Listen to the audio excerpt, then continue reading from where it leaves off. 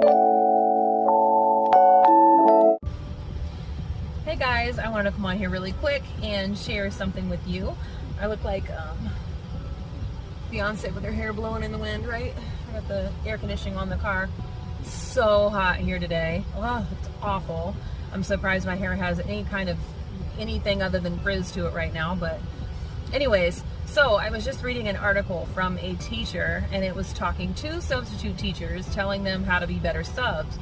And she was very frustrated, and she was sharing some things she had dealt with, and I just felt like, I wonder if she has ever talked to a sub, or maybe even read about it online, or she just seemed very clueless to me as to what subs deal with.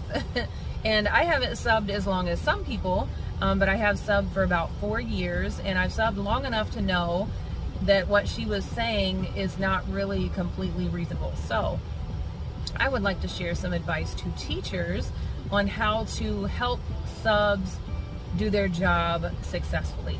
There you go. First thing I would say is, when it comes to sub plans, please don't put a sticky note on the desk. And yes, this has happened to me.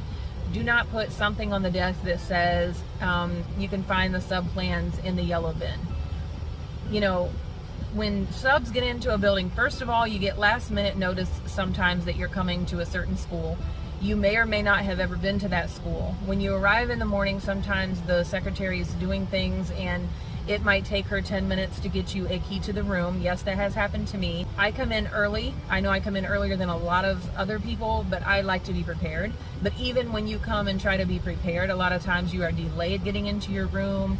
Things take place, and you may only end up with 15-20 minutes to really look around the room, familiarize yourself with the building. You have to find your room, might have to use the restroom. You know, you might want to just take some time and go through the sub plans, really get a feel for what's going on. And if you get into the room and the sub plans are in this hidden location, true story, this actually happened to me, and they said, I don't remember exactly how she worded it, but she basically said they were in some bin in the room. And I'm looking around, and there's like 7 of that color of bins, so I'm starting to go through each of the bins of that color. They're not in any of those bins. So, and I didn't really want to ask a teacher across the hallway because it makes it look like you're not competent. But it ended up where I was running out of time, and I really had to get a hold of the sub plans to be able to prepare. So I went across the room, and that teacher came in to help me, and it took her another 7 minutes to find them. She finally found them, and they were in some very strange place.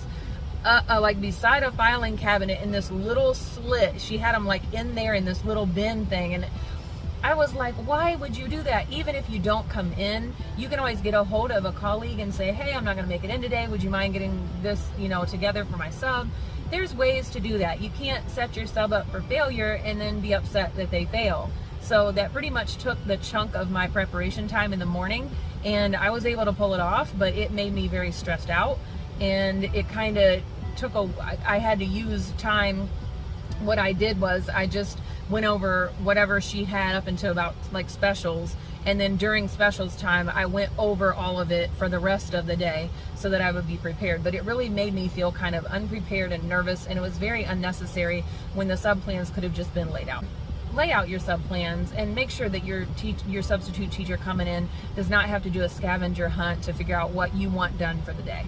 Second thing I would say is, if you're in a school that has like updated technology in terms of like maybe smart boards or really complicated overheads, or like projector systems that are newer, just understand that some substitutes that come in have not had experience with that.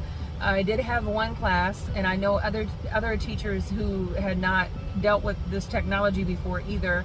And you go into the classroom. One class I went into was a first grade classroom, and she had everything planned out to be done on the smart board, and I had never used a smart board. This was like maybe 5 months into subbing, and when I saw the word smart board on those sub plans, I was like, it made me so scared, because it's like, I've never used one. I don't even know how to turn one on, and she wants me to do basically almost the whole first half of the day on the smart board. And I just thought, oh no, I didn't know how to use it.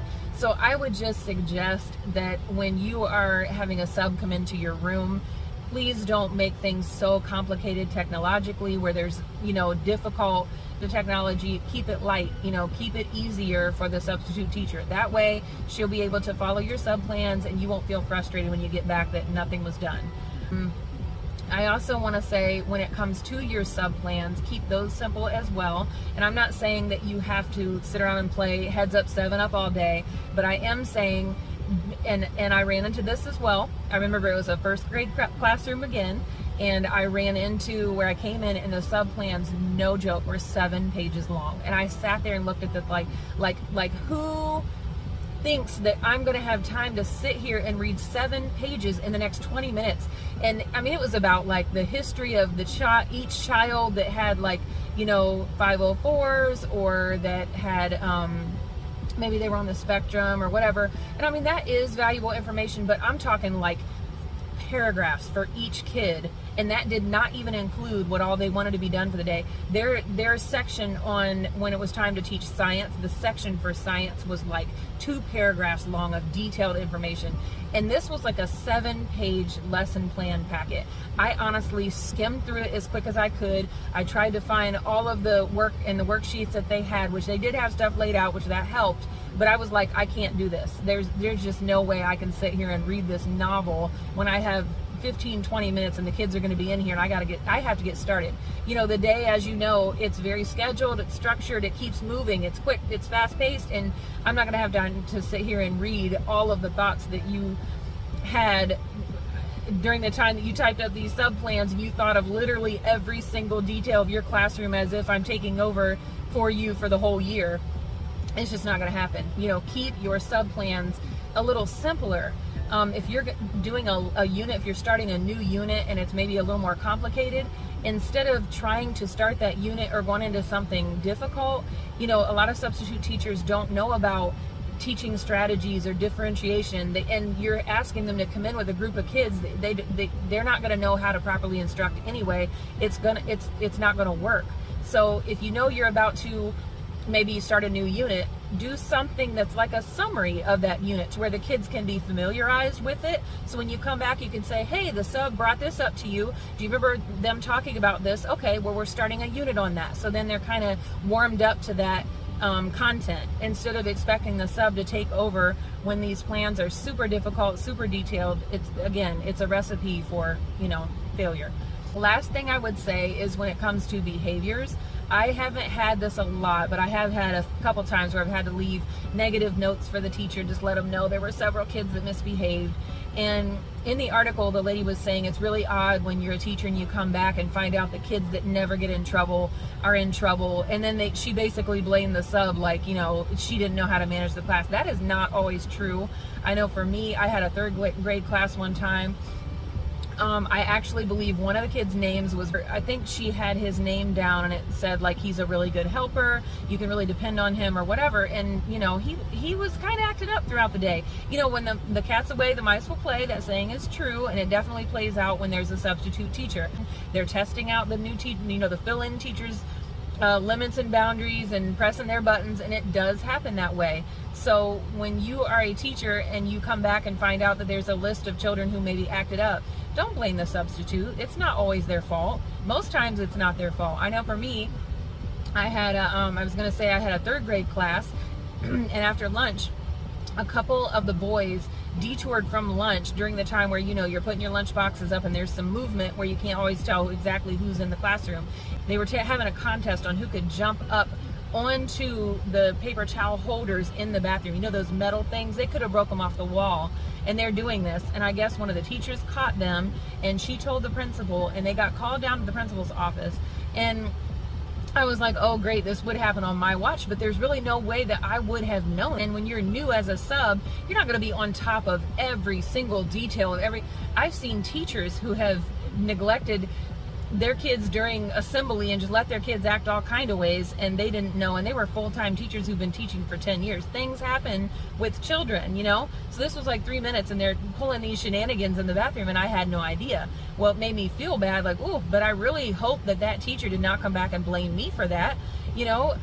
Just reading the article was like, I just felt like that teacher was very unrealistic in her expectations, and I felt like she also probably was not setting up her substitutes to be able to do a good job and to be able to follow, you know, practical lesson plans. You know, I would really be interested to know what that teacher does when she has a sub.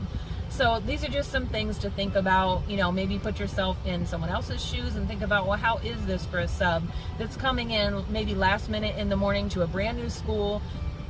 Sometimes even substitute teachers are used to teaching certain grades, and they might need the money, or they might take a job where they're teaching maybe the upper elementary that they're not used to, and maybe they're a little nervous, or they're not really used to how to instruct and how to discipline older children, and maybe their day didn't go so well. Maybe they're just not really experienced in that area. There's just, I feel like there could be a lot more consideration and mercy on the part of the teacher. So anyways, I hope that this video was helpful, and I'll see you next time.